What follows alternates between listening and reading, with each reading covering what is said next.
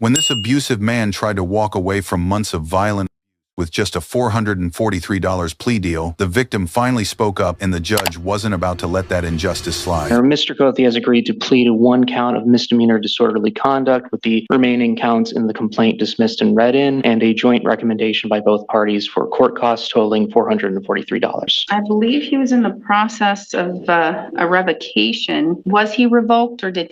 Yes, Your Honor. As of yesterday afternoon, the final decision from the administrator came in, and he has been revoked, and he will be sent to Polk County for sentencing. I was in a relationship with Andrew Cothey for almost a year. He was on the phone with a friend, and just out of nowhere, he called me the B word and then threw a car manual at me. Seconds later, he would spit in my face. He ended up waking me up to ask me where I handed him what he had wanted, and I didn't have anything else. He got angry and started firing the flare gun out the sunroof. Then he took the passenger visor and ripped it off the car, and then hit me in the cheek with it. The next thing I knew, he started bashing my head against the passenger window. I ended up throwing up and passing out. The criminal complaint is very sparse and just indicates that there was an argument and it may have escalated, but what I have access to doesn't discuss the level of what that argument may have been or consisted of. Mr. Cothey has been revoked in Polk County on some more serious charges and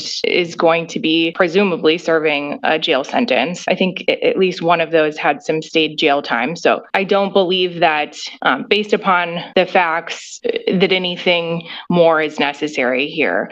I'm questioning why a battery wasn't charged. Right. I don't have any information about bruising or pain or injury in the file as I review this. So he's pleading guilty to one count of disorderly conduct, is that correct? And the other count will be dismissed and read in, and he's facing other charges in the bail jumps in Polk County? To my understanding, Your Honor, that is correct. You're pleading guilty to one count of disorderly conduct, is that correct? Yes, Your Honor. The maximum possible penalty of this crime could be a fine of up to $1,000 or up to 90 days of incarceration or both. Do you understand that? Yes, Your Honor. That means I'm not bound to follow that, and I could sentence you all the way up to the maximum possible penalty, and I could do that here today if I thought it was necessary and warranted. Do you understand that? Yes, Your Honor. Do you still wish to proceed and enter a guilty plea? Yes, Your Honor. Did you go over the criminal complaint with your attorney? Yes, Your Honor. And again, that's that document that basically says what happened that day and why you were charged with the crime. Did you get into an argument and into a fight with SB? I don't believe so. You don't think you did? I just know that when she dropped me off, she was yelling stuff at me when I drove off. So what did you do? I just drove off. You didn't do anything? No. You didn't provoke a disturbance? No. Good, we're going to trial. Thanks. We'll set this matter for a trial.